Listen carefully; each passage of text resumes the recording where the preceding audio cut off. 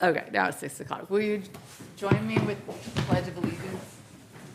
I pledge allegiance to the flag of the United States of America and to the republic for which it stands, one nation, under God, indivisible, with liberty and justice for all. Good evening and welcome to the Town of Westport Select Board meeting of Monday, October 7, 2024. Under Mass General Law, Chapter 30A, Section 20F, this meeting is being recorded. I have several announcements today. Just want to remind myself we're not going to executive session today. I have a few announcements. The first announcement is our next Select Board meeting will not be 2 weeks from now. Our next Select Board meeting was rescheduled to the 28th of October due to absences. So we're going to have two in a row. So we're going to have the 28th of October and then the 4th of November. And then we'll be back on our every other week schedule. So no meeting in 2 weeks. Unfortunately, we continue to lose prominent Westporters. So we have a few people to acknowledge the passings of tonight. The first one is Alfred Martell. Alfred Martell, 96, passed away on September 28. He was the loving husband of Edna Booya Martell for 57 years. Alfred was a graduate of Westport High School. He served his country honorably in the U.S. Army during World War II and participated as a peacekeeper in occupied Japan. Alfred was a longtime teacher in the Westport public school system, teaching science at all levels of middle school for over 36 years. So our condolences to the family. I didn't know him, but does anybody? Yes, I had him as a teacher. Very nice guy, articulate, always well-dressed. He was up to the VFW. I saw him probably a year ago, so even at 96 or whatever he was still active. Great guy. Yeah. So our condolences to the family. We also want to acknowledge the passing of Beverly Hancock. Beverly Hancock was the wife of the late Thomas Hancock, who we recognized, I think, at our last meeting. She passed away on September 29. They had celebrated their 68th wedding anniversary. They enjoyed family visits locally and in Florida, were frequent visitors to Foxwoods and Twin Rivers casinos. Beverly worked at the Westport Town Hall for years. She eventually moved on to Truesdale Hospital in Fall River and worked as a medical secretary. So our condolences and sympathy to the Hancock family with another loss in their family. Anybody know Dorothy or Beverly? Just with Tom, no? Yeah. And then we also want to acknowledge Norman Nadeau. Norman was 87. He passed away on September 30th. He was the husband of Rita Nadeau. They were married 63 years. He was a longtime resident of Westport. He enjoyed woodworking, animals, and tinkering with electronics. And he was also a great guy. His son, Norm Jr., runs the sled, works at the fair. The family asked if we could recognize him just because he was a long time townsperson and all-around great guy. See him around a lot. So we're hoping to stem the tide of the loss of long-term Westporters here. I have just a few more announcements. So one of them is I just want to remind everybody or invite everybody, the new playground is opening. The grand opening for the playground is going to be Sunday the 13th at 1 p.m. I didn't check rain dates or anything, so check. The rain date is Monday. Monday, right? The rain date is Monday. Okay, so it's a 3-day weekend coming up, so check out the playground Sunday the 13th. They really did a wonderful job. It's a beautiful playground now. It should be beautiful. In Saturday, oh, okay. Val assures us the weather's going to be, well, Sunday. Sunday. She assures us the weather's going to be great for the playground on Sunday. I also heard from the animal control officer earlier today. He asked me to remind the people in town that we've had a lot of rabies cases this year. We've had a lot. And he, in fact, just dealt with a sick coyote today. So if you see an animal that appears to be aggressive or very sick, please contact the animal control officer or the non-emergency police line. We do have a number of rabies cases.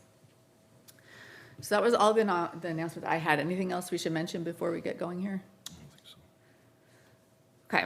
The first item we had on the agenda was a public hearing. It was an application from Lydia Gollner for an on-premise seasonal wine and malt beverage license for PBS LLC, doing business as Partners Village Store at 865 Main Road, Westport.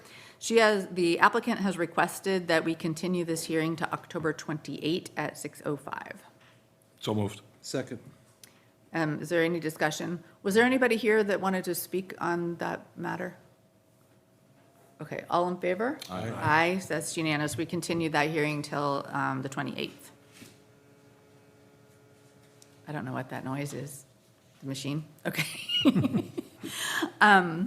We have a request from the Commonwealth of Massachusetts to give notice that it proposes to acquire an agricultural preservation restriction, an APR, on property located at 1047 Sodom Road. And a request has been made to a reduction of the 120-day notice period. So we've been advised that the select board needs to take two actions. So there's something we have to read into the record here, which I will read in a moment. And then we would have to discuss and approve a reduction of the 120-day notice period. Does that sound right to you, Paula? Okay. So I'm going to read the things that it says here that I'm supposed to read. The select board needs to state, the Commonwealth is considering this acquisition to protect in perpetuity the superior and productive agricultural resources by preventing conversion to other uses. And then to read the notice below.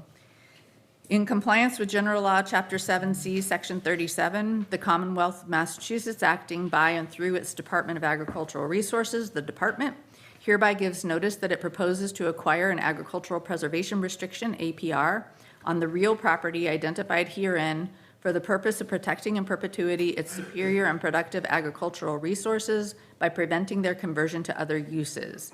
The application received by MDAR indicates that the property is owned by Joyce P. Sylvia, trustee of the Joyce P. Sylvia Revocable Trust, 2021, and consists of parcels located at 1047 Sodom Road in Westport, as approximately represented on the attached maps. The APR may encompass all or parts of the area shown. The current use of the property is primarily for pasture, corn, and hay. Following the recording of the APR, the use of the subject property is limited to agricultural use, as more particularly set forth in the APR document, the General Laws, Chapter 184, Section 31, and the regulations of the Department 330 CMR 22 et sec. So there's nothing for us to approve on that part, but they are asking us for a 120 reduction of the 120-day notice period. So when this happens, we have to give 120 days notice. So they've asked for a reduction in that. Is there anybody here who came to speak on this matter? Okay. Anybody on the board have any questions that I probably can't answer anyway? Yes, go ahead.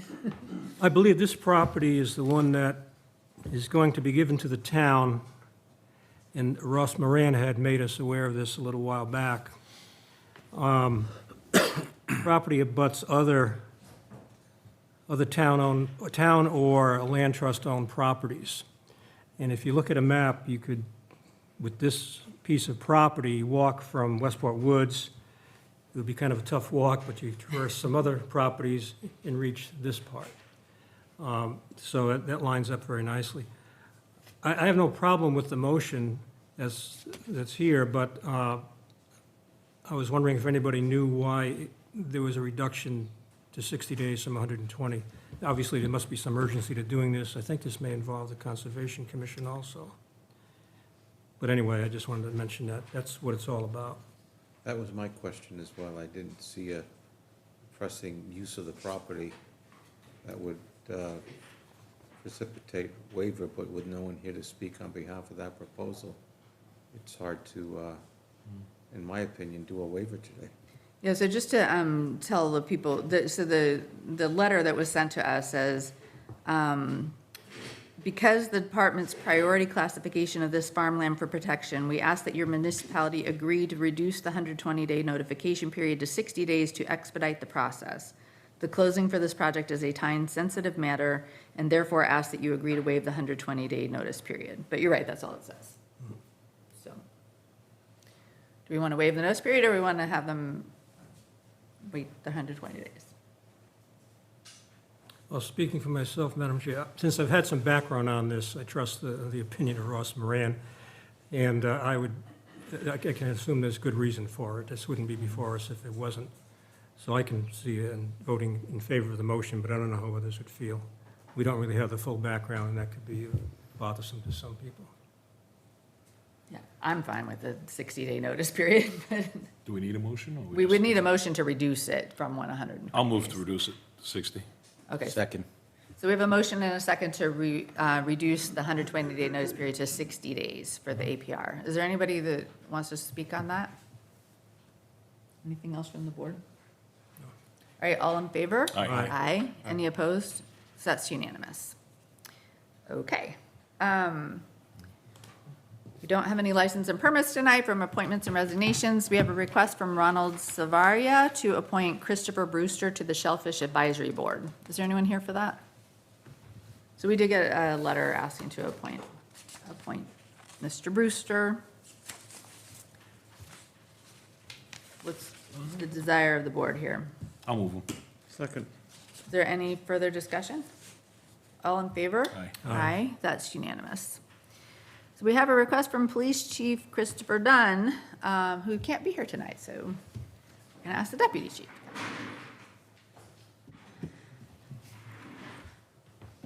Welcome. Thank you. So we have a request to appoint Brandon Antone, effective 11/23, Christopher Rosa, effective 11/24, as full-time police officers, and to appoint Kalen Dees, effective 10/15, as emergency medical dispatcher E911, pending background checks and testing. So you want to talk to us about that? Thank you for coming. Yeah, absolutely, no problem, thanks for having me. So Mr. Antone, here in the middle, You can brings valuable experience to the town of Westport. He started as a Fall River police officer in Uniform Division since 2021. He's a resident of Fall River, is currently married with 2 children, and if approved, the proposed, as you stated before, effective start date will be Saturday, November 23rd, and there's no additional funding being requested at this time to fund this position. Excellent. Anybody have any questions for the Is he candidate? good to go? He's got all the credentials? He doesn't have to go through any academy or anything? Does not, so he's been to a full-time academy. The only thing he'd have to do is the background check and psychological, which is recommended every 2 years. Saving us money, then. Very good. Is he our first out-of-town appointee? I think he might be, yeah. So you're the first. You're the first non-resident Westporter. So somebody just told me, somebody just said your mics aren't on, but your mics look green to me. So Val, I don't know if they, I'm not close enough to it. you should be close enough. So you've been a full-time police officer, you're transferring from Fall River to here. Anybody have any questions for the applicant? I'm going to do an individual, or? Let's do them one by one so that we make them all. Okay, Anything you want to say before we? I have nothing to say. He's smart. I'll move him. Second. Any discussion? All in favor? Aye. Aye, welcome aboard. Or welcome aboard in November. Thank you. And we have Christopher Rosa. So Mr. Rosa, currently working with the Fall River Police Department, the Uniform Division. Since 2024, he just graduated at Plymouth Police Academy. He's a resident of Westport, and if approved, the proposed effective start date would be Sunday, November 24th. Mr. Rosa does not need a psychological evaluation because he just went through that process. It's good for 2 years. The only thing he would have to do would be a successful background check. That'd be it. We're taking him from Fall River, too? We are, sir. Price of water's going to be going up, man. All right. All right, I'll move him also. Second. Any discussion? Anything you want to say before you vote? Honestly, I'm honored to have the opportunity and growing up in Westport. I'm looking forward to every step of the way, so I Great. appreciate it. Well, we're glad to be filling out the ranks again because we Yeah. were getting pretty short. Yes, indeed. All right. All in favor? Aye. Aye, that's unanimous. And then we have Kalen D. Thank you, welcome aboard. Caitlin. So we currently have an opening for EMD 911 dispatchers. We have a candidate to fill that position, Caitlin Days. She's a Westport resident. The chief respectfully requests that she be appointed as a full-time EMD dispatcher, subject to the completion of any prerequisite training. So she'd need to go for the EMD training. She sat on the desk with dispatcher Sarah Beth Carvalho already and has done some time on the desk and just needs to finish up that training. How long does it take now for the training, for dispatchers? Truthfully, I know that there's a 40-hour class that they have to take for EMD, and on top of that, there's additional trainings that I don't know the complete Yeah, because I think when I total did time it of was it. 3 days. It is Yeah. quite significant, though. Yeah, okay. All right, I'll move it. Second. Is there any discussion? Did you want to say anything? No, No. I hope that you're a person that we never have to talk to, because you'll be yeah. on the other end of an emergency call, so we don't want to have to deal with you, but we're super glad you're there. Is there any further discussion? All in favor? Aye. Aye, that's unanimous. And did you have a couple things you wanted to I share? have a couple shameless plugs, but first, when they come in tomorrow, when can they come in tomorrow? Who should they, obviously they're gonna go see Denise? Okay. So they'll come up here tomorrow, late morning, early afternoon, see Denise, get their papers, and then go down to the clerk's office, correct? Okay. To be sworn in. Okay, perfect. So we posted on our website, on our Facebook page, Persons at Risk Registry. So what we're trying to do is get information on individuals that may have wandering tendencies, elderly that have dementia potentially, or medical concerns that they may wander away from the home, or anybody with developmental disabilities that may wander. So we have a form that you can fill out online, and you can also include a photograph of that individual. So in case something does happen, we have that information at hand immediately, so we can disseminate that to our officers. That's available on our Facebook page, on the town's website as well. There's a link to it on the Facebook page to get to the website as well. So that's that. On top of that, we work closely with the Recreation Department. They're going to be having a Halloween happenings over at the Adamsville Conservation Area on October 20th from 12 to 2. Wednesday, October 23rd, there's going to be a trunk or treat at the CAC that our community outreach unit will be involved with. And also Saturday, 10/26, there'll be a touch a truck at the library from 2 to 4. And then Friday, this coming Friday, myself and the chief, along with Officers Wenson, Fristashi, Officer Vitentes, and Officer Mack, who are all veterans or currently serving. They'll be joining us with the veterans at the VFW on State Road to enjoy coffee with them on Friday. So Time? What? that, it'll be in the morning. I believe it's 9 a.m. I saw on Facebook, it looked like your coffee with a cop that you just had That went pretty really good well. attendance, I yeah. was hoping that, Jim? thank you. Jim was going to be here because he grabbed some swag, so I was hoping he was going to have it with him today so we could plug that too. But, no. So how often it do you went do the really coffee well. with a cop? It's National Coffee with a Cop Day. It happens on October 4th, like Okay. 10-4, that whole like cop lingo, like 10-4, little buddy. Yeah, So okay. That's why we do it on that day. It's National Coffee with a Cop Day. We ended up pushing it off a couple days just because we had people tied up on that day, so we couldn't do it. It was at Lee's, and as always, they've helped us out with donations. So they donated all the coffee that day, all the pastries that we had that day. They're huge help for us in partnering with them in the community and food drives and such. So we thank them all the time. All right, thank you. That's it. Anything else for? Thank you for coming. Thank Yeah, no you problem. all. Thanks for having us. Thank you. Good to see you. The next item we have on the agenda is a request from Michael Burris, the town planner, to reappoint David Sprogis to the Climate Resilience Committee. I've been on that committee with him. He's participating. I think we just forgot to put his name in Doing good. before. All right, I'll move them. Second? Is there any discussion? All in favor? Aye. Aye, that's unanimous. We have a request from Salty Breeze, Inc. to approve a host community agreement for recreational marijuana business located at 260 State Road. Good evening, Hello. everyone. So Brian Please Carney, Introduce yourself. Brian Carney here with Salty Breeze, representing Salty Breeze. We were just here a few weeks ago where we submitted our packet of information to you all. Our proposed host community agreement was going in front of your legal team for final review, which we signed last week. And I believe that is what is up for discussion for you all to sign as well tonight. So we have a note here from the town administrator that was reviewed by town council and Mr. Dutra. Did you have anything you wanted to add? No, I still have some reservations about the proposal, but I do have one question tonight. There was some concerns by the fire department expressed at the planning board hearing. Have those concerns been addressed?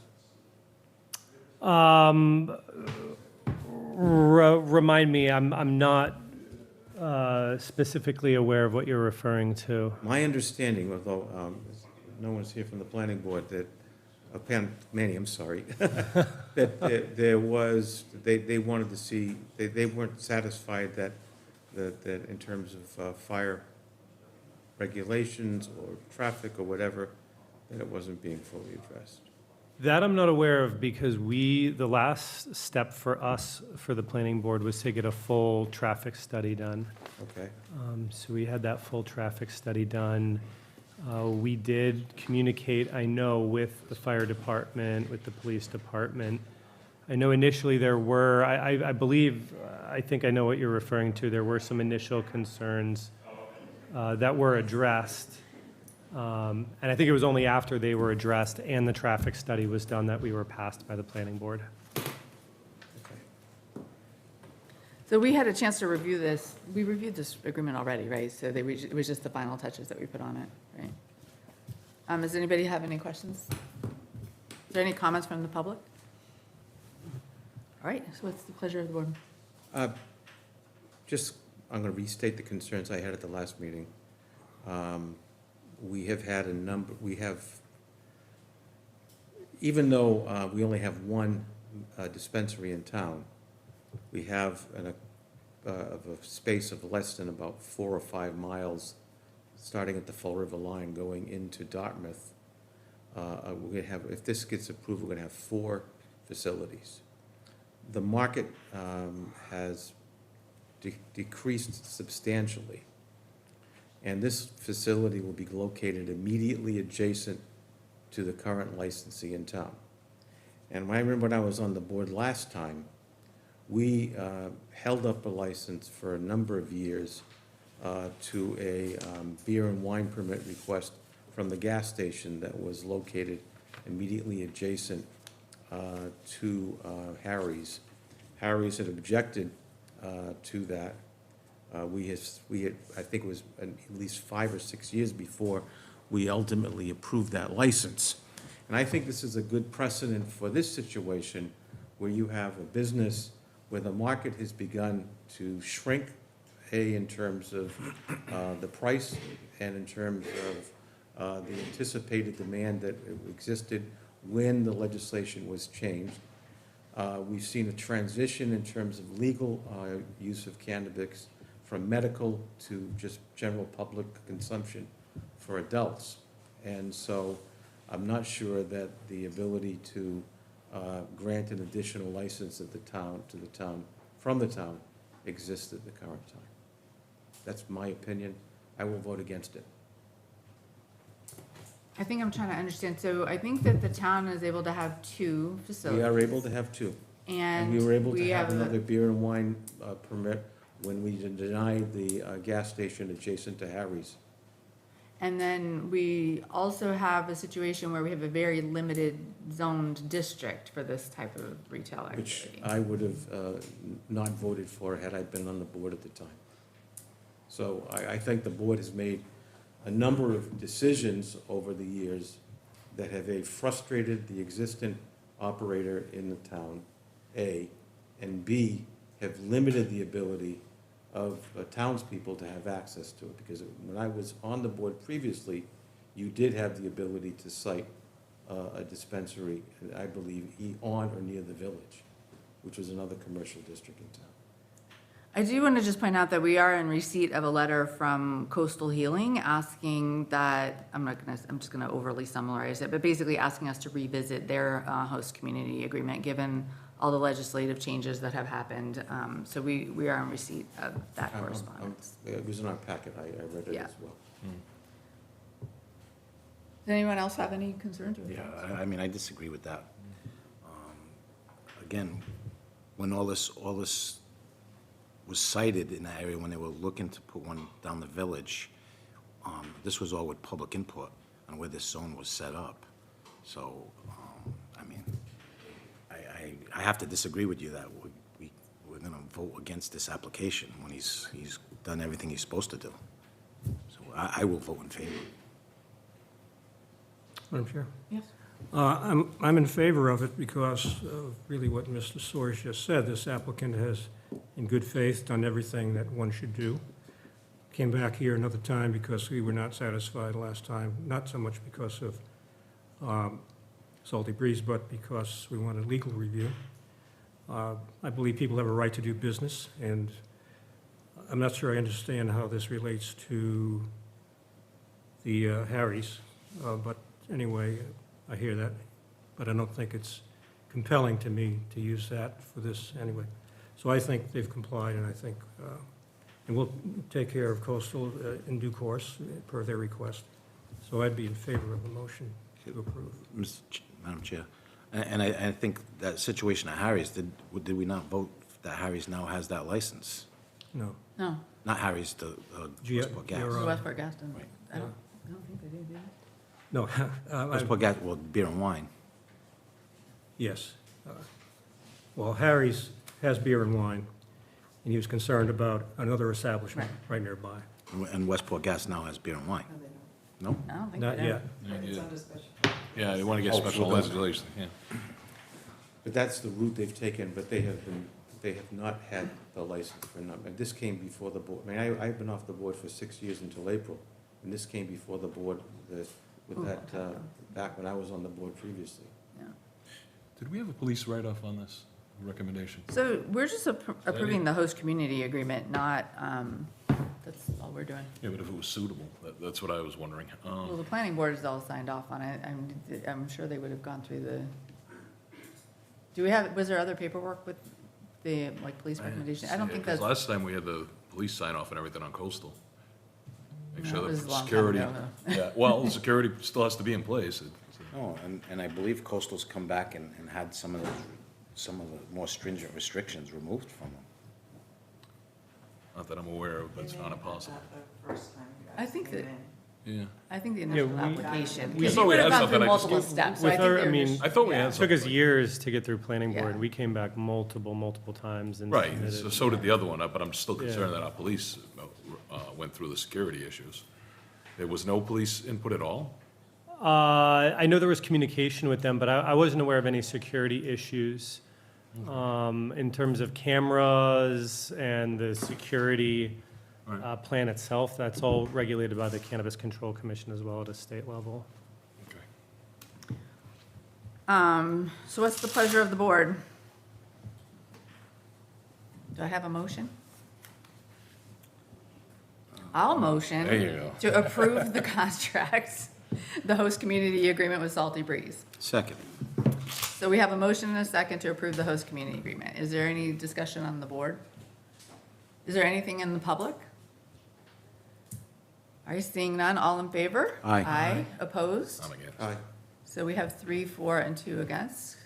Congratulations. There you go. Business. Business. Appreciate it, guys. All right. I do want to put the request from Coastal Healing on an upcoming agenda. So Paula, can you work with them to coordinate the appropriate date for that? On the next agenda, on the 28th, okay. Action 4B, we have a request to approve the employment contract for Westport Firefighters Association Local 1802.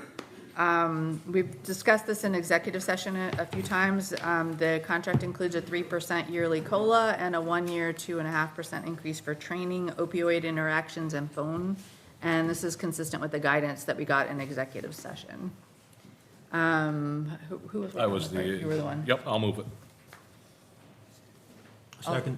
We've discussed this. Is there in any executive. discussion? This is what we last talked in Yep. executive session, right? Is there any further discussion? All in favor? Aye. Aye, that's unanimous. We have a request to transfer $60,000 of the local American Rescue Plan Act ARPA funds to the fire department salaries account.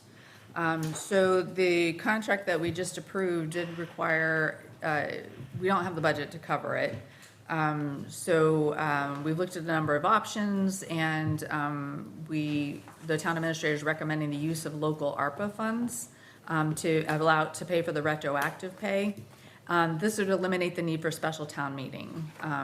We have about $350,000 in local ARPA funds, some of which we've designated for the Fall River water billing, but we do have enough in there for $60,000 to cover it. So basically, we use the ARPA funds. If we can't use the ARPA funds, or if this board chooses not to use the ARPA funds for that, then we're probably gonna have to have a special town meeting to appropriate the funds. I'll move it. We still have it, so. Second. So we have a motion and a second to transfer $60,000 from the ARPA money to the fire department salaries account. Do we have any discussion on that? All in favor? Aye. Aye, that's unanimous. We have a request from Christopher Leonard, the Director of Marine Services, to approve the opening of scallop season on October 12, 2024. They've given me a lot of grief about how I say scallop in the past. And we don't have them here, but does anybody have any concerns or? No, it's a Saturday, correct, that it's open? It's a weekend, I I think believe. it's a Friday, Yeah, it's a Saturday. or Saturday, yeah. I'll move it. We had them change it to Saturday so families could take part. Second. Is there any discussion? All in favor? Aye. Aye, that's unanimous. We have a request from Jim Hartnett, the town administrator, to approve the contract for SemSites, cloud software for cemeteries, $34,750. The contract will be funded with $30,000 from CPC funds and the balance from the operating budget. That's $4,750 Yeah, from the operating budget. This will replace the existing cemetery website and provide additional mapping, data storage, and work orders for the cemetery department. This is a recommended proposal by the reviewers, Michael Brouillard, Betty Slade, and myself. Yep, I said, by yourself, that's Jim. Oh, Jim, sorry, by myself. That's I'm okay. reading, I was I'll reading. move it, there was a lot of info in the packet on it, so. Second. Is there any discussion? Madam Chair. Yes. I was just wondering, there are perpetual funds for the cemetery, and I was wondering if, and I didn't see anything about this, if we could use that, or would it be preferred, or is it allowable for this purpose as opposed to using our town monies? And I don't know how much is the breakdown here is. We're not talking a lot of money either way. Yeah, well, so the CPC already funneled $30,000 over there, so go ahead. My understanding is that the perpetual care fund is provided by people and families who have sites in the graveyard, so I would, it's an administrative expense. I would be very reluctant to approve an administrative cost for the funds coming from the perpetual care fund. Yeah. Jim has been looking at this pretty close. I mean, I'm sure if it was something that he had some Yeah. other way to pay for, he would have found it, so I think this is what he's recommending. Well, in either case, I support it. I was just bringing that up as a point. Good idea. All right, so what's the pleasure of the board? I think we moved it. Did we move it already? Yes. Did we move We it, did. Paula? Oh, We didn't vote, but moved did we though, move it? right? Yeah. Okay. All in favor? Aye. Aye, that's unanimous. These are hard to keep track of. I gotta figure out a better system. We have a request from Board of Health member Donna Amaral to approve the opioid settlement funds advisory committee. Ms. Amaral, You need me to come up there? do you want to come up here? Not necessarily, but I will. it's easy to hear you. Oh, I'm an old cheerleader, you'd hear me. This is to approve the charter, which was, Donna, why don't you shut off the other mic so we don't get feedback in case? Thank you. okay. This is to see if the select board will approve the charter that I sent, that's on the agenda, so. So the charter is in your packet. Jim had a couple of very minor edits. Did you see the edits that he had? I did not. So, oh, actually, they're not all, it's not minor. Okay, so there were minor edits except the membership. So what Jim is proposing is, it's hard to read with the strike-throughs here. 2 members of the community, 1 from the fire department, 1 for the police department, 1 clinician, 1 individual with lived experience. And then he's got select board member, a board of health representative, and a school department representative. So how many is that? 1, 2, 3, 4, 5, 6, 7, 8, 9. So that's 9. So I think what he's done here is reduced the fire department from 2 to 1, and reduced, he changed the local government to 1 select board and 1 board of health. That's fine. Did you do anything with community representatives? Oh, he changed it from 1 to 2. You did change it to 2. Yeah. Okay. the individuals with lived experience was going to be either from a family member who's lost someone, because we know we have a few people in town that are interested in being on the committee because they've lost sons or they've lost children. And the other one, hopefully someone who's in recovery, which I have contacted someone I know who's been in recovery for over 20 years. He's not sure he wants to be on the committee, but he's going to see if he can find someone else in Westport, so. And I just approached Officer Rebello about someone from the police department coming on. Okay, so we talked about that, we had a whole presentation and we talked about this at our last meeting, I think, Yes. 2 weeks ago. We had a whole presentation, we talked about this. The charter was proposed, you can see, the other change he made was that the members will serve a 3-year term, so this would be to end date people that have perpetual dates. And that's it. Anybody have any questions or comments? No, I think that's a good idea. Madam Chair, I just had one nitpick. On the item 7, terms of service, members will serve a term of 3 years, and it says with the possibility of renewal. I think that's a little bit vague as to who we're talking about. I think it would be clearer to say, well, to put a period after 3 years, and then a new sentence. The terms will be renewable without limitation, period. I assume what the intent is here is that if somebody serves a 3-year term, they could do a second one, maybe a third one. Makes sense. So this, the possibility of renewal is, I don't think we want the possibility, we want it to be assured. Because we have a number of boards that are appointed that we have people that have been on for decades. Yeah.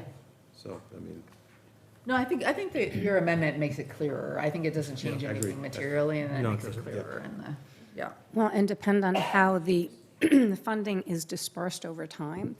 I have this grand idea that the money coming in ends in 2038, that we use it so wisely that we can expand or extend how long we're able to use the money. So that's where the committee comes in and making decisions and presenting that to the select board. Okay.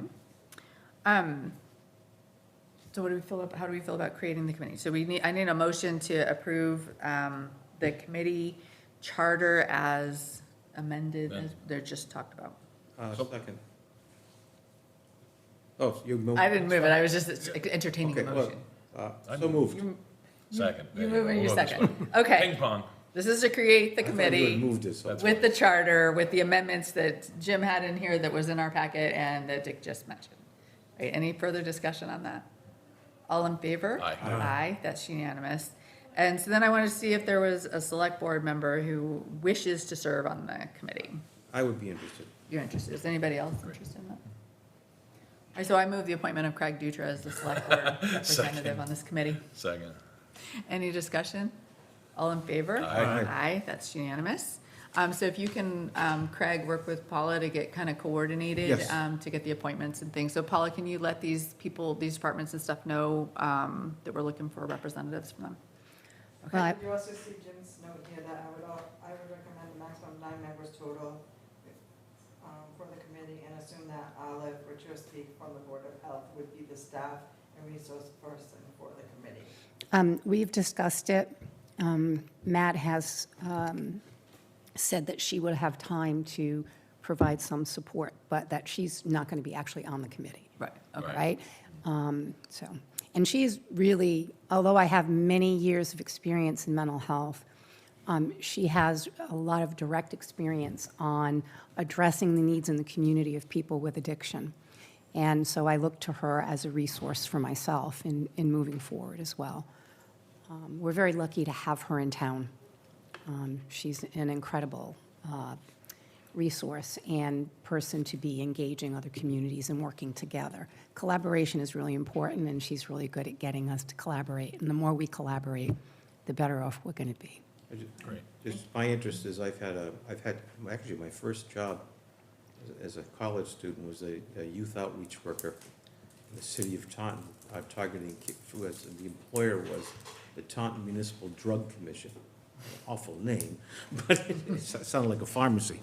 But it was, but more specifically, recently, another thing that attracts me to the committee is it has funding responsibilities and looking at applications for grants. And my experience with both foundations and United Way has covered Yeah. funding a lot of substance abuse prevention and treatment programs. And so I bring the funder's perspective from that as well.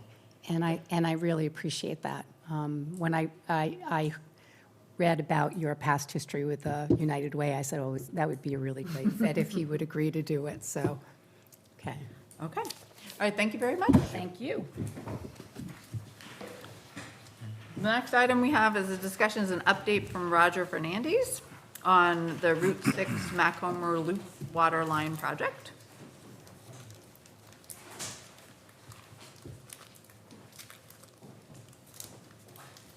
Welcome, Mr. Fernandez.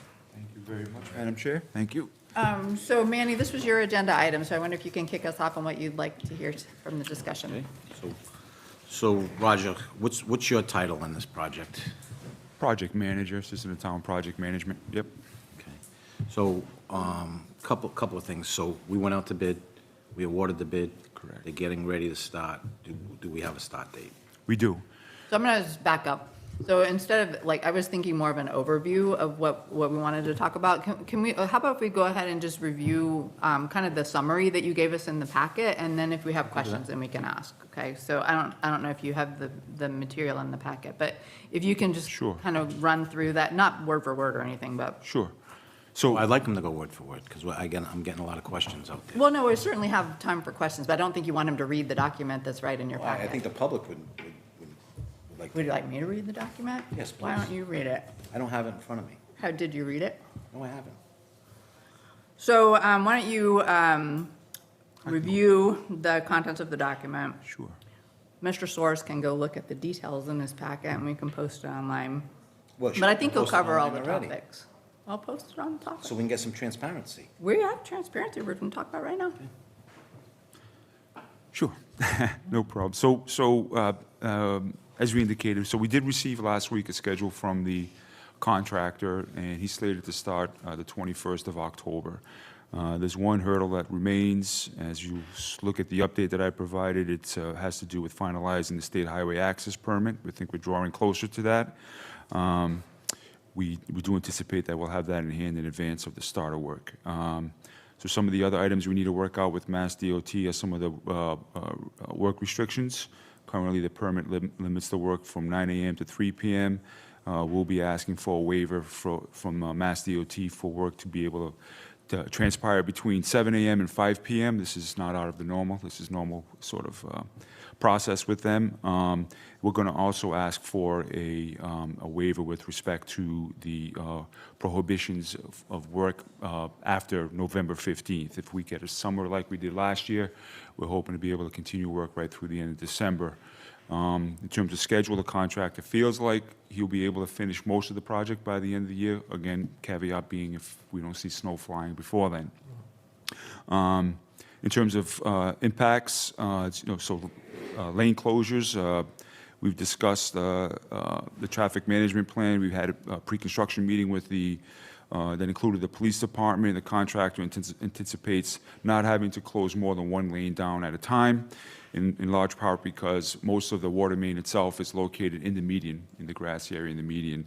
The only cross connections, if you will, are going to take place when that contractor extends the service connections to the property lines.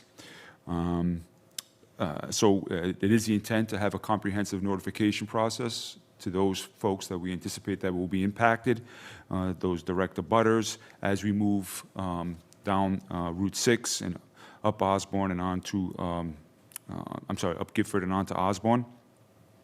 And in the next section of the update, we have just a little chronology in terms of what we submitted to Mass DOT. So the permitting process started all the way back in March 18th of 2024.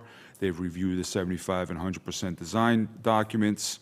And again, we're just working on this last little bit that has to do with blowout connections with Mass DOT. On the next page, you'll find just an overall project schedule. As you may recall, we received notification of the PFAS grant. The project in all parts associated, being funded through a grant. That award notice went out March 1st. We advertised on July 2nd. We received a notice to proceed from PFAS on July 5th and held a bid opening on August 6th.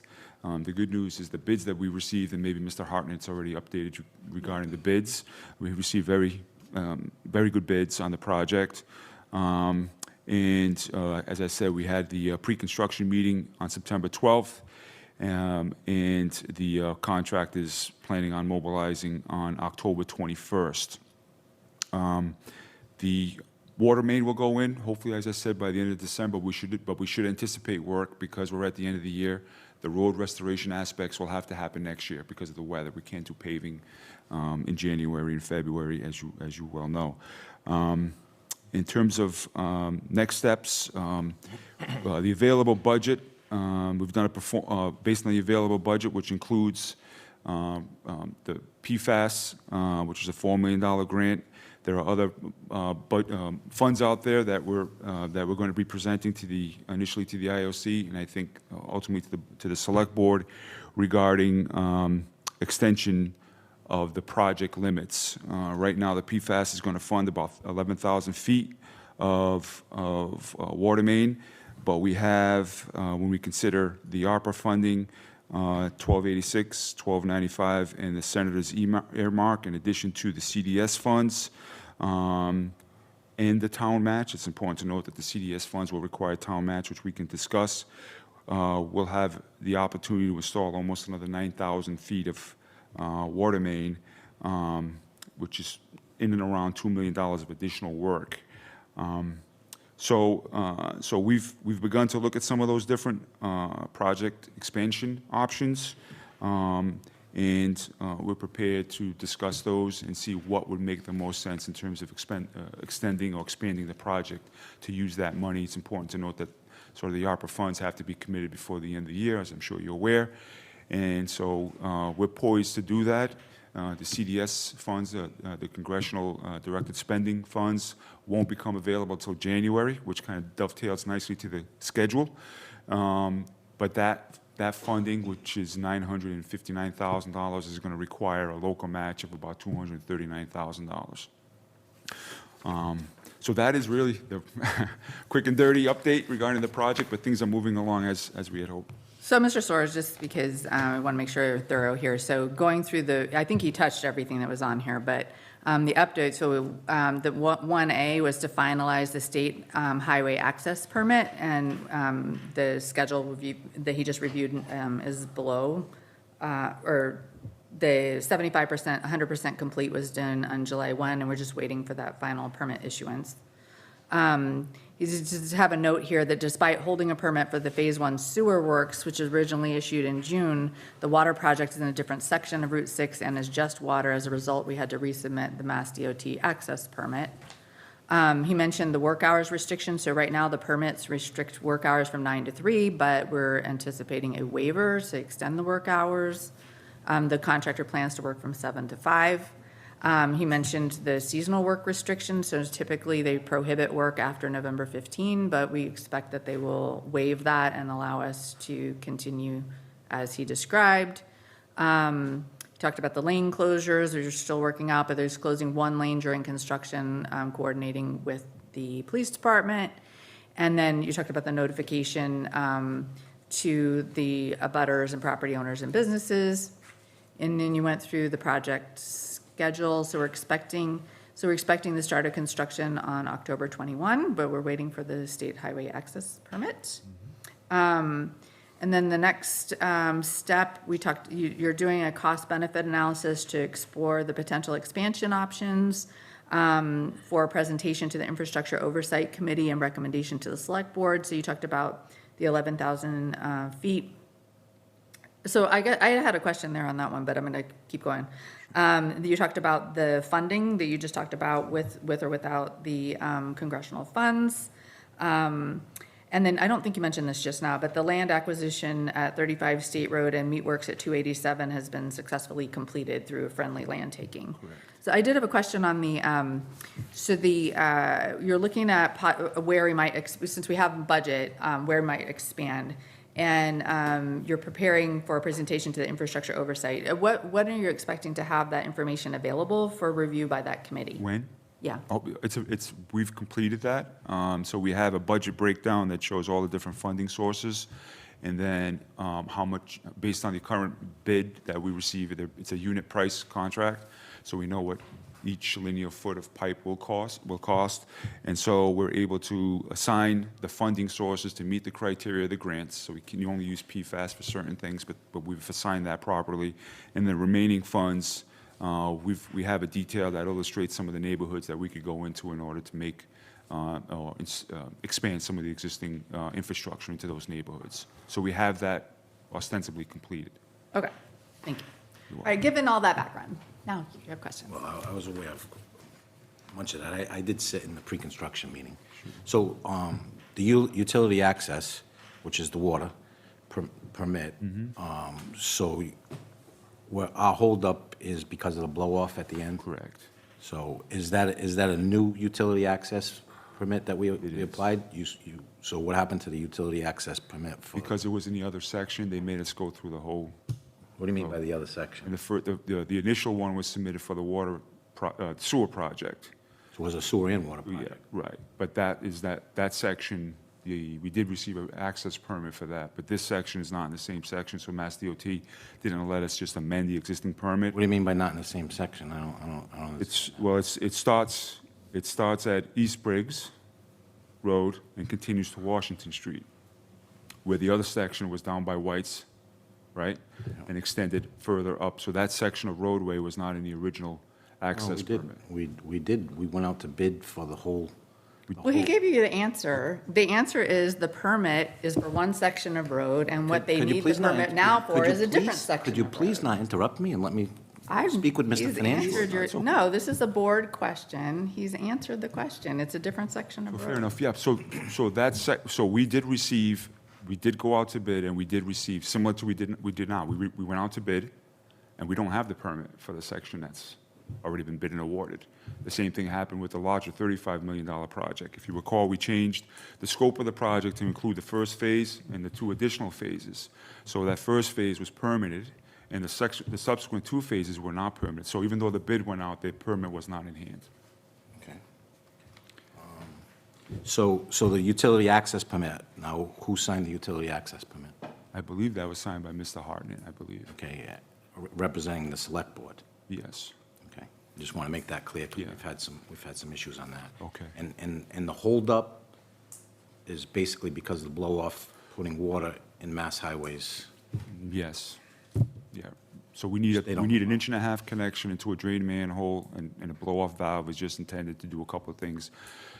Circulate the water so the water doesn't become stagnant at the end of the pipe run, and also to allow some pressure relief if needed in the piping system. And the Mass DOT generally isn't crazy about having services tied into their infrastructure. They've allowed it in the past, so we're escalating that so that they will just allow this very small connection into the manhole. And our Phase 1 sewer and water, when we were going for the utility access, they didn't have a blow-off because it was extended all the way to the end. Correct. So the other thing is, and that was one of the things Jimmy had mentioned, that we were kicking around on what we were going to do with the remaining funds for this. Right. So, I mean, that's my big concern, and that's what people are calling along this line on wanting to tie in. And, obviously, we need customers, so we want to know. We do need customers. We need to know what we're going to do, and we need to know what we're going to use the money. Now, this PFAS grant, when did we apply for that grant? I just had it here in the schedule. We applied, well, I know we received the award letter, let's see, in and around March 1st, so I'm thinking we applied in 2003. If I had to guess, it was late in maybe September of 2003, more or less. No. 23. And 23, I'm sorry. Not 20. It hasn't been that long. And who applied for that grant? There was a team effort. It was Kleinfelder, I worked on it with them, and as did Mr. Hartnett. Yep. So, I mean, are we looking, you know, as we move forward in the construction, because we have another area in town that, you know, there was some stuff on that Senator Rodrick had posted about another grant that Our Lady of Grace Church got for $150,000 for contamination up off of Sanford Road. But are we looking to apply for a grant for next year? Oh, So we sure. can keep continuing this? Or we Absolutely. just- I mean, so I've been doing this for a little while, okay? A $5 million grant is something to be celebrated. And so between the CDS and the $4 million PFAS grant, I'm giving you permission to pat yourselves on the back. That's a pretty good deal. But I would say that the intent is, you know, assuming approval by the board and everybody that I'm working for here, that we would continue to apply for this money.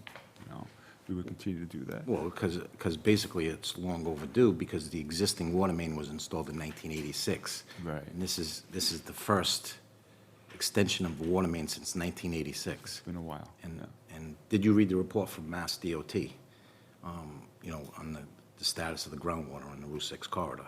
I did not, no. But I did give it to the whole board. Right. Mike Burris from Planning had gotten it. It's, you know, have you read the integrated water plan? Yes. Plainfield integrated water plan? Yeah. Steve, have you read the Plainfield integrated water plan? Bits and pieces, yeah. Okay. So, I mean, it's kind of critical that we extend this a little bit further, like to get to the end of Route 6 because of stuff that's in that report. Yep. And now the other report from Sanford Road with, you know, there's residents that the DEP's come up and giving them filters, and some people have said, oh, they got filters, but, you know, and that's also the drinking water supply. That's, Right. you know, the north and south with Tupper is a drinking water supply, so we got contamination up around that way. So we really need to look to extend the water main up Sanford Road also. So I just, you know, it seems to be a confusion on who's looking for grants, but you're our project manager on this now, so I would hope that we can We have- continue and yeah. not miss any opportunities. Well, yep, so we've applied for MassWorks, CDS, PFAS, SRF, and a lot of these more than once. We were denied last year for the CDS grant. Was not a surprise. They don't. First, we have to show that we can spend this money, then we'll go back to the well. But so, and a lot of the ones that I've mentioned, we've applied multiple times, as you know, and they're competitive.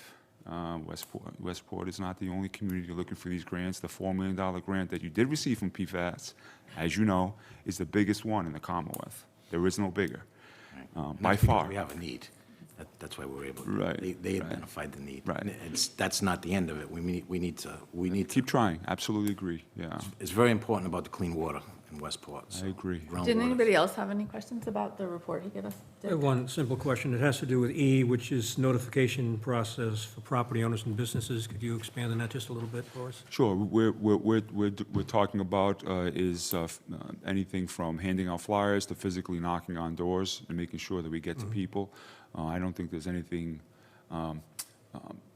better than having a conversation with someone in terms of what they can expect. You can put it, we'll have documents that sort of illustrate what they can anticipate. We'll put that on the town website, but having that one-to-one is always helpful because there's only so much information you can put down in a document. So we anticipate doing that on the entire project. Good. Anything else? We'll also be having a meeting too, once our crews stop traveling the world, our members stop traveling the world. Get Have your a quorum meeting, back. so, yeah, so, Did you have anything on this? no, There's it's just good like- going forward. There were a couple of things related to this project that, Manny, that you brought up at the last meeting that Jim followed up on, so I just wanted to make the public aware. So one of the topics that came up was conversation about the drainage improvements around Route 6, that there was a suggestion that the town was waiting for, that the state was waiting for us to do something. And so we talked to the project engineer for District 5, who's responsible for the Route 6 corridor, and they said there are no imminent plans for drainage improvements for the Route 6 corridor. So Well, there weren't any there, so that's not a concern. We're not holding them up. And then the other one was a mention of prohibiting wells. There was a suggestion that we might not be able to drill wells on the Route 6 corridor. So Jim reached out to Mass DEP, and they said that they hadn't heard anything about prohibiting wells, and they just confirmed with the Bureau of Waste Site Cleanup, they haven't issued any edict prohibiting private wells. They could deny a facility that would become a public water supply from installing when public water available, as long as the public water system has the capacity to take on. However, private wells that are not classified as public water systems will still remain under Board of Health. So the gist of all that is that homeowners who have a need to drill a well along the Route 6 corridor are able to do so. There's no prohibition against that. Okay, so I understand the wells are under the Board of Health's jurisdiction. So we've extended this, where the water main ends right now and where it's going by, we've had wells drilled last year that the Board of Health came in and made them without, they weren't selling their house, they came in, made them do a new septic and drill a new well, with the water main less than 500 feet away. So my concern with this, and since this has been waiting since 1986, is that our residents, now you're going to get a well that the report in Route 6 says the groundwater is contaminated and it's migrating into the aquifer. I agree. I think we need water over there. Okay. I think the homeowners need water over there. and we I've don't- never disputed that. We don't need to stop right now. We need to keep going while we get the momentum. But I just don't want anyone to be concerned that there weren't going to be able to drill a well when that is not a known fact. We don't know. Well, that I won't think be they able should to. be concerned about the known fact that the groundwater is contaminated, and the report from Mass Highway says it's migrating into the aquifer. That's what my concern I is. agree. Okay? I'm also concerned about that. All right, anything else from Mr. Fernandez while we have?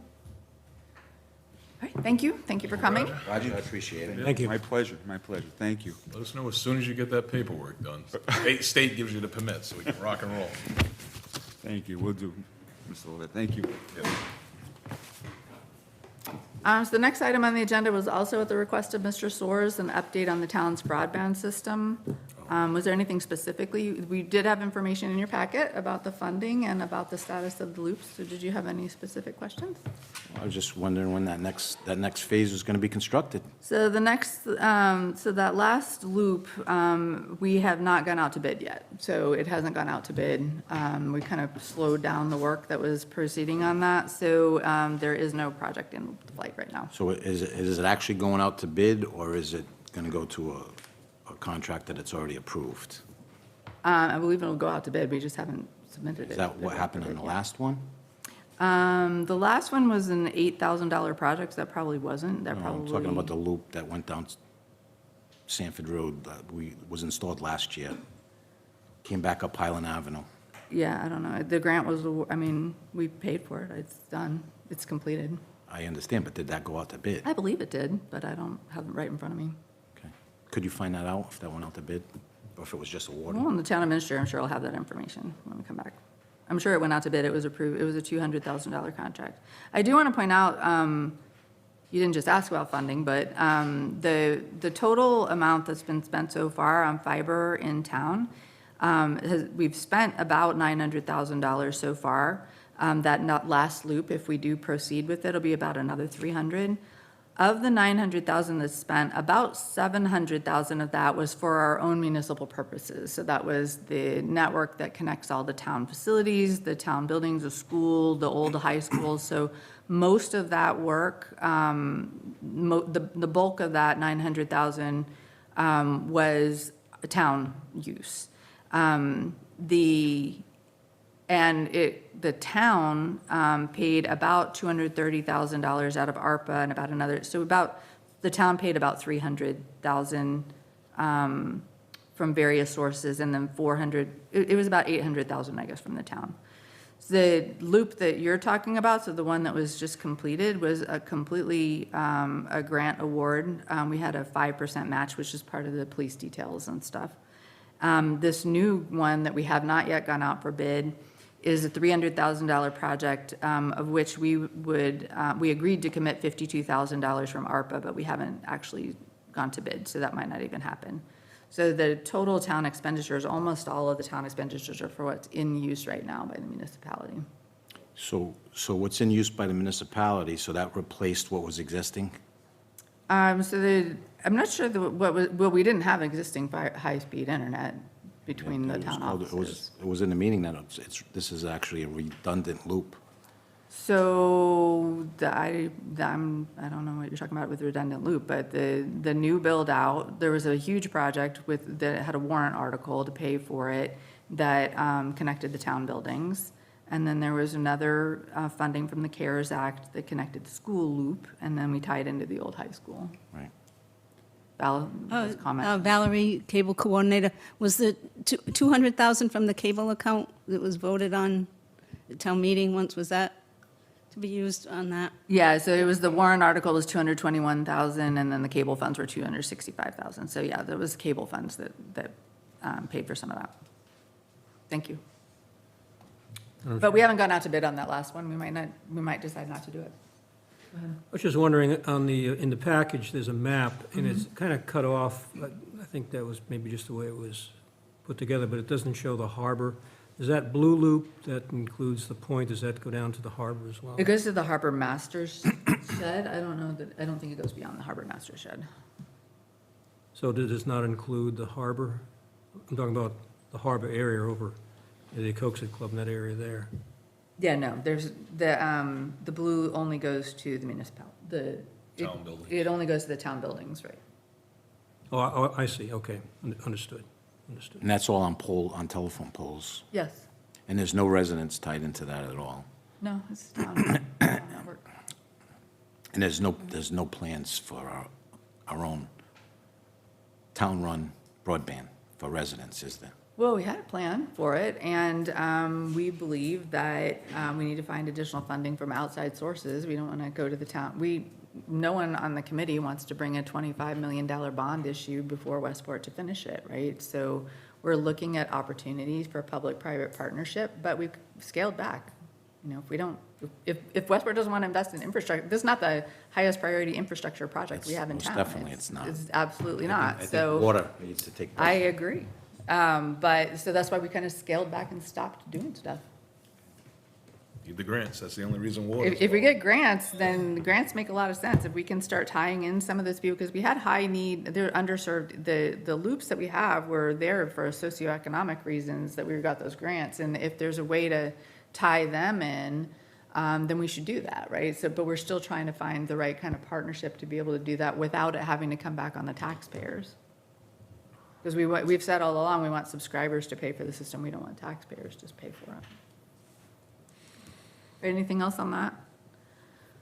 We don't have a report from the town administrator tonight because he's taking the day off.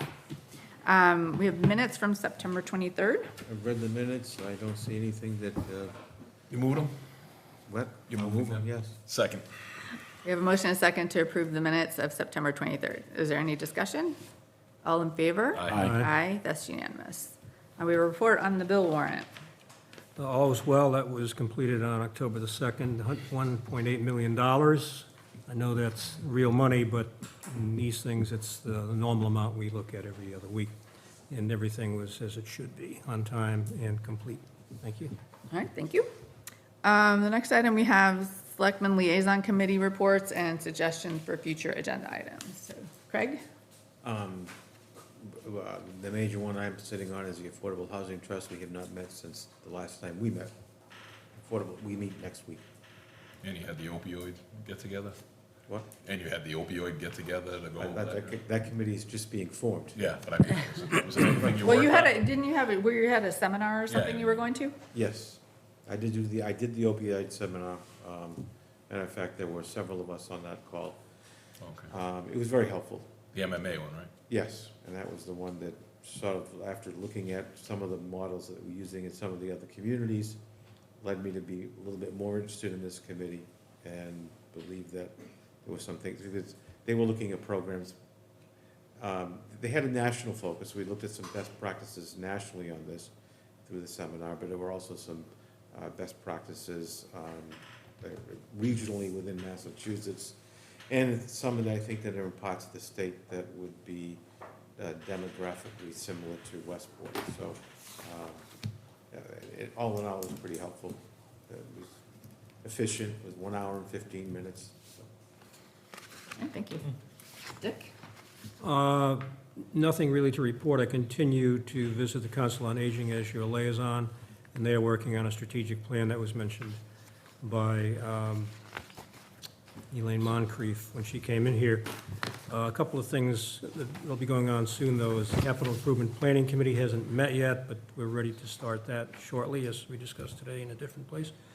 And the Audit Committee has a meeting on October the 28th. So that's all I have in terms of liaison reports, but this is also future agenda items. We just completed Mr. Hartnett's review and salary and contract review. I think it's important to remind ourselves that we got to start working again on the next list of goals that go with that, and a lot of it's going to be the same. But I would urge the chair to remind Jim of that, and he'll prepare that for us as he has done in the past. All right, thank you. I haven't had any committee meetings. I do want to thank the organizers of the Westport Harvest Festival. That was a really nice event, and they just lucked out with beautiful weather. But it was really nice to see the vendors that were there, all the people that were there. It was a really lovely event. Before I forget too, we hope our Westporters make out good in this Florida storm coming, because we have a lot of Westport people down there right now. Yeah, we do. Hope they turn out for the better. We had the big Serpent annual meeting, and Westport projects were on display. You know, the bike path and Route 6 and whatnot, and other signals and all that good stuff. Westport dominated the door prize, where myself, Michael Burris, and Jim White, won a prize, so we represented well. I think that's it. For the other stuff was just prep. So we're still, of course, Mike Burris again is working on the Trails grant, where we're getting money to connect the bicycle path. So a lot of grants getting used to this town and big projects. All right, thank you. Any? So one more thing back on infrastructure and on the water main going in. So one of the things is the VFW. So the VFW actually has a well with one of those treatment systems on it. And one of the problems with the wells with a treatment system is the required testing, because that is a public well. So I think that's one of the things that when Jimmy gets back, that we should task Roger on using some of that money to connect the VFW in as soon as possible, so that they can, I mean, this is very substantial to test these systems. So as soon as we can get as many people as we can connected to the municipal water supply. And another thing that I did want to mention when Roger was here, that all the public, that this water main's going by, so that they understand they are not being taxed for this water main to go by their house. They're going to put a service in front of their house. They're not going to be obligated to tie into this. Should the need for them to replace their well, that's the only time they're going to need to tie in. So I just want to make that clear, that no tax dollars are being used to install this water main, and it's going to be to the benefit to provide clean water to the residents of Westport.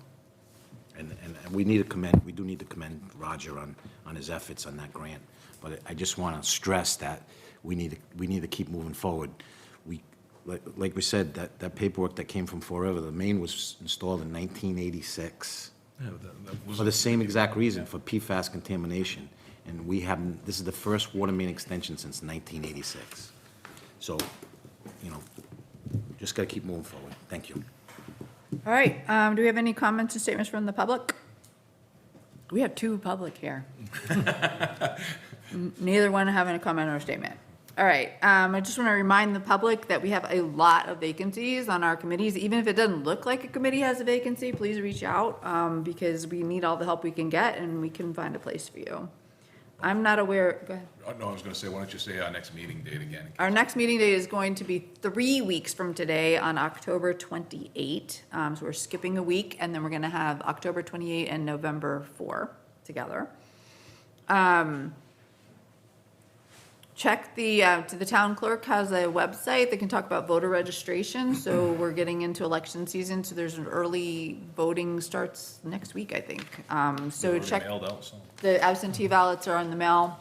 And check this town clerk site for early voting and regular voting locations. Paula, do we have anything under the 48-hour? Okay, I think we're done. Motion to adjourn. Second. Any discussion? All in favor? Aye. Aye, that's unanimous. We are adjourned.